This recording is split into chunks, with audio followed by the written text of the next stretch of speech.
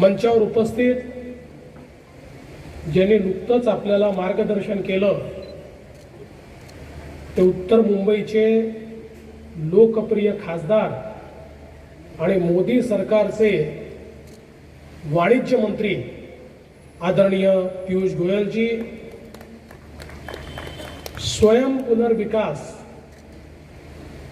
या संकल्पनेचे शिल्पकार, ज्यांच्यामुळे खऱ्या अर्थानं ही योजना अस्तित्वात आली, ते माझे सहकारी आमदार प्रवीण दरेकरजी, आपले लोकप्रिय आमदार योगेश सागरजी, अतुल भातखळकरजी, प्रकाश सुर्वेजी, भाई गिरकरजी, माजी खासदार गोपाळ शेट्टीजी, प्रसाद लाडजी, स्नेहाताई पंडित डुबे, निरंजन डावकरे, चित्राताई वाघ, संजयजी उपाध्याय, प्रशांतजी ठाकूर, शिवाजीराव नलावडे, सिद्धार्थजी कांबळे, प्रकाशजी दरेकर, श्री मिलिंद बोरीकर, श्री राजेंद्र क्षीरसागर, श्री महेंद्र कल्याणकर, श्री गणेश खणकर, श्री बाळा तावडे, श्री बाबा सिंग, श्री दिलीप पंडित, श्री निखिल व्यास, मंचावरील सर्व मान्यवर आणि उपस्थित सर्व माझ्या माता भगिनी आणि बंधूंनो, एक प्रकारे स्वप्नपूर्तीचा दिवस आहे. कारण आज आपण श्वेतांबरीचं उद्घाटन केलेलं आहे आणि श्वेतांबरीचं उद्घाटन केल्यानंतर सावंत साहेबांच्या फ्लॅटमध्ये मी जाऊन बघितलं. खऱ्या अर्थानं स्वयं पुनर्विकासाची जादू काय असते हे त्या फ्लॅटमध्ये गेल्यानंतर मला लक्षात आलं.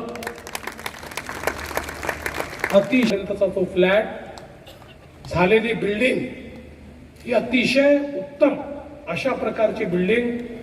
त्या बिल्डिंगमध्ये सुंदर असं मेकॅनिकल पार्किंगची व्यवस्था आणि सर्व गोष्टीने परिपूर्ण अशा प्रकारची ही बिल्डिंग त्या ठिकाणी पाहिल्यानंतर स्वयं पुनर्विकास हे जे रोज प्रवीण दरेकर आम्हाला सांगत होते त्याचा अर्थ काय आहे तो पाहिल्यानंतर माझ्या लक्षात आला.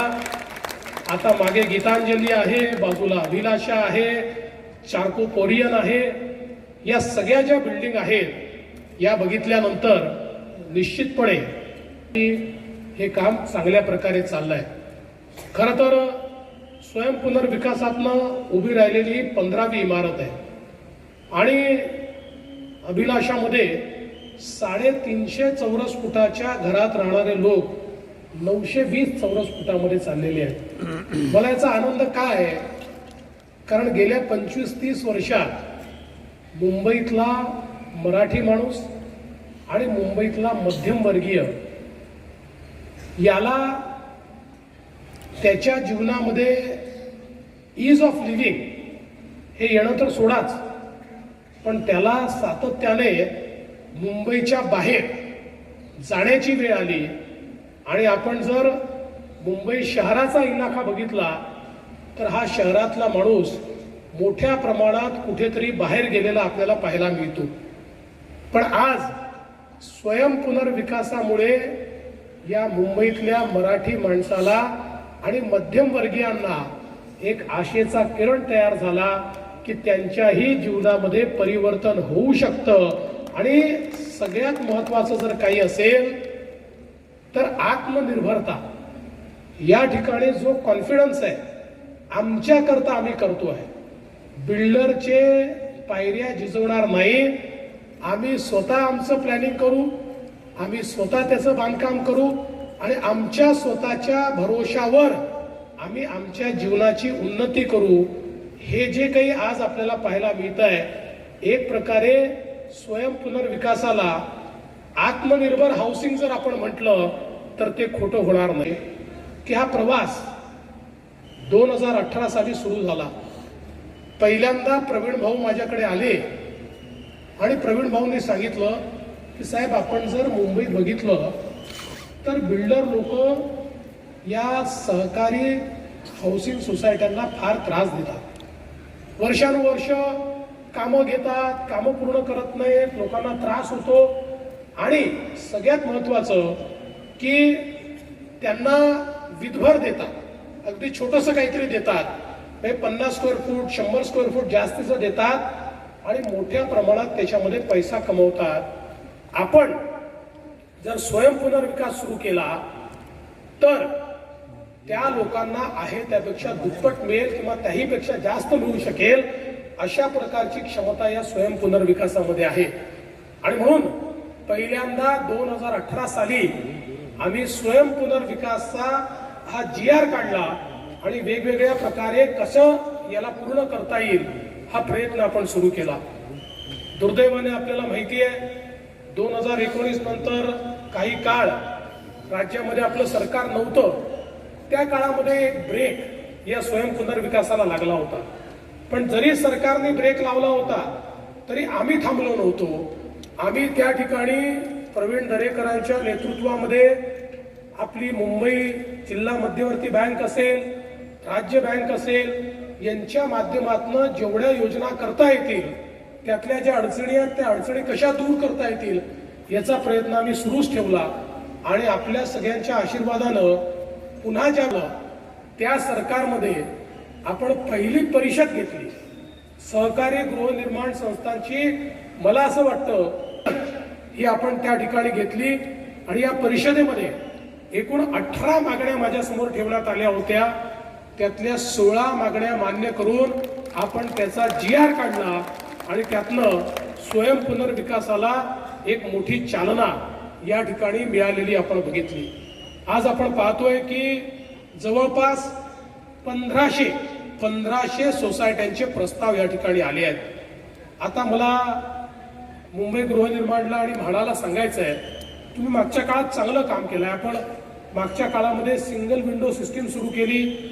या सिंगल विंडो सिस्टीम मध्ये 45 प्रस्ताव तुमच्याकडे प्राप्त झाले, त्यापैकी 42 प्रस्तावांना तुम्ही मान्यता दिली। पण मी या गतीने समाधानी नाही। याचं कारण तुम्ही हा विचार करा की 1600 प्रस्ताव आमच्याकडे आहेत, तुमच्याकडे 42-45 प्रस्ताव का आले?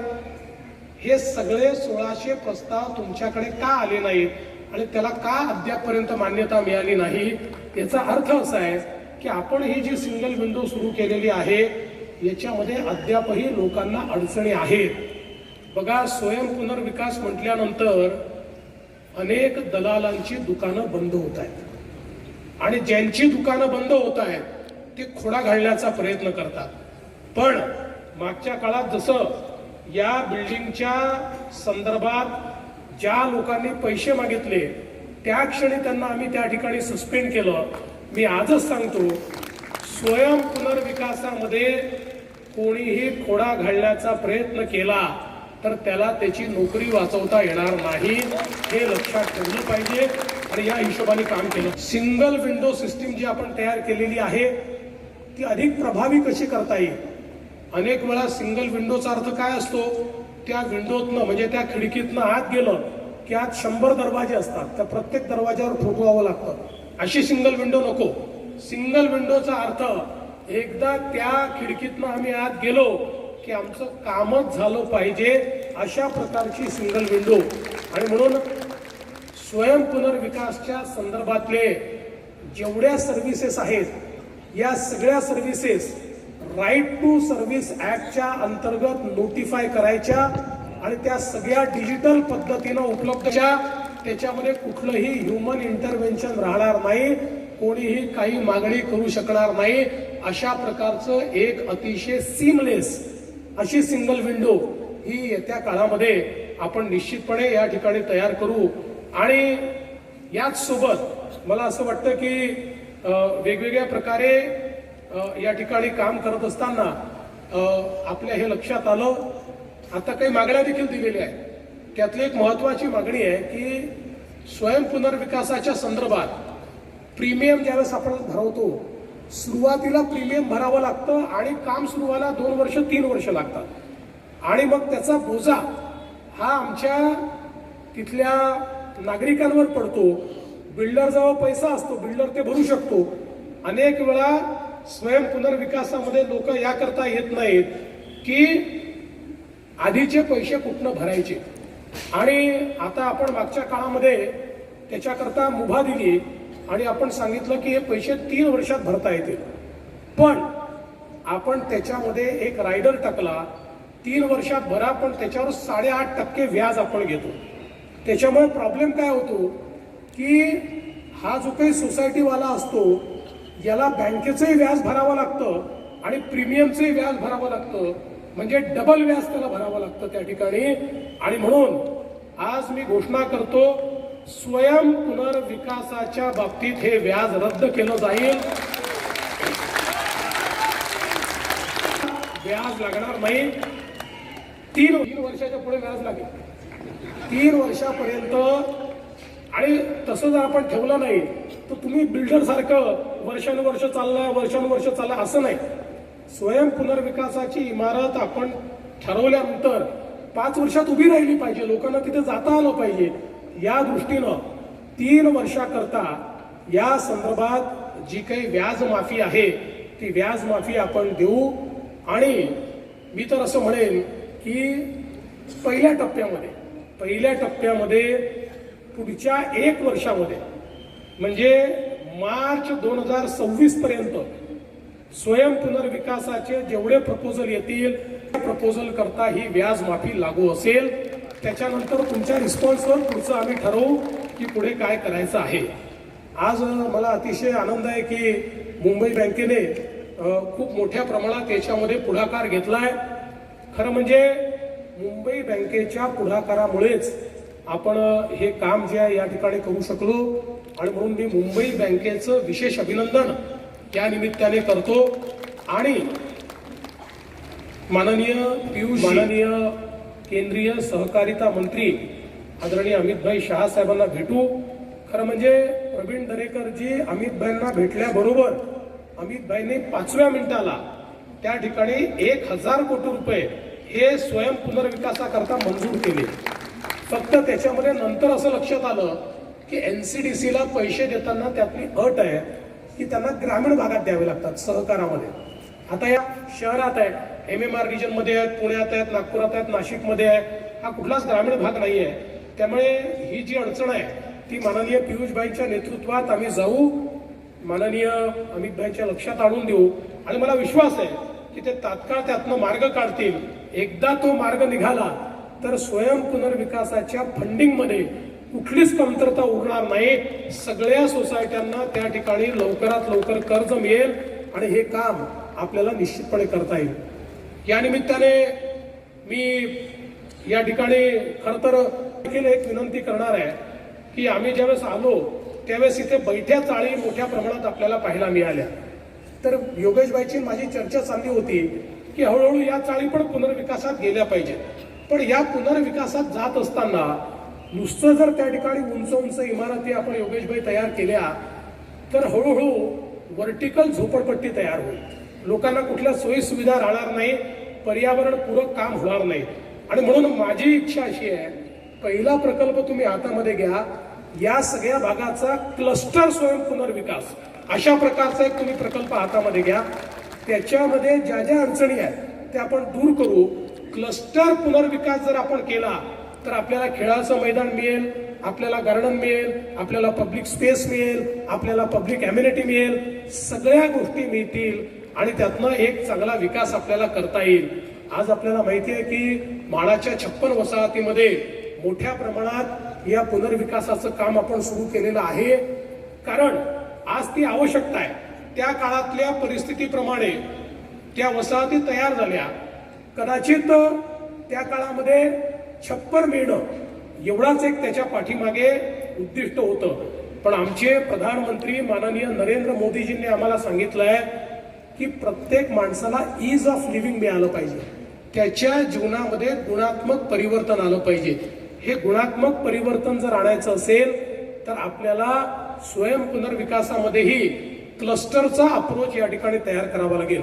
आणि म्हणूनच या सगळ्या जे काही वेगवेगळ्या प्रकारच्या गोष्टी आपल्याला करायच्या आहेत, याच्यामधल्या काय समस्या आहेत, त्याच्यावर सरकारचे काय निर्णय हवे आहेत, याचा विचार करण्याकरता मी प्रवीण दरेकरांची एक समिती नेमतो आहे की ज्या समितीने या ठिकाणी याचा अभ्यास करून स्वयं पुनर्विकास आणि क्लस्टर स्वयं पुनर्विकास याच्यामध्ये काय काय अडचणी आहेत त्या अडचणींचा आढावा घ्यावा.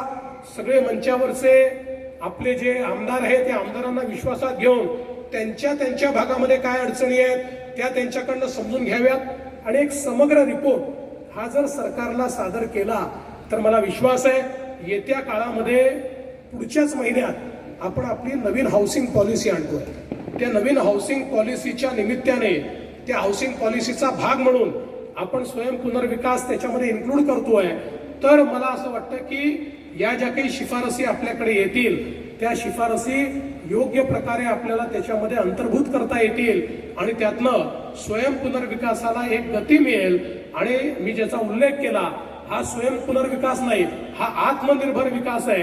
या आत्मनिर्भर विकासाकरता आमचा जो मध्यमवर्गीय आमचा जो गरीब आहे तो पूर्णपणे त्या ठिकाणी तयार होईल. मुख्यमंत्री इसको राजाश्रय दिया है, उनके आशीर्वाद से ये सेल्फ डेवलपमेंट हो रहा है और इसलिए ये सेल्फ डेवलपमेंट को प्रमोट करने के लिए, क्योंकि सर्वसामान्य आदमी को ज़्यादा घर मिलता है, बड़ी जगह मिलती है और मुंबई से बाहर जो मध्यम वर्गीय विशेषतः मराठी मानुष जा रहा है उसको मुंबई में रहने के लिए ये योजना बहुत काम में आएगी. मुंबई में पहली बार नहीं, ये 15 प्रोजेक्ट हो गए, सीएम साहब प्रमोट करने के लिए आए हैं. हजारों प्रोजेक्ट है, अभी ये मूवमेंट करके चल